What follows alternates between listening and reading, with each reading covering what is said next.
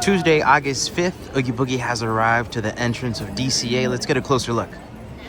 So yesterday I was inside DCA and I was walking through the entrance on Buena Vista Street. I noticed that the lighting has also changed, getting everything ready for the Halloween time inside of the park. Here you can see a closer look at the big Oogie Boogie that has arrived. Now it's still not done. This is just the beginning of it all. And I wanted to show you guys currently what this area is looking like.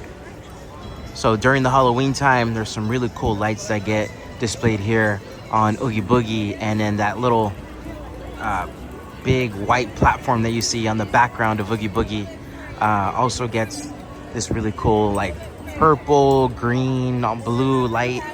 So I will definitely keep you guys updated here on the progress of Oogie Boogie at the entrance of DCA. But this is currently what it looks like right now. And it is nighttime right now. So tomorrow there might be some new additions.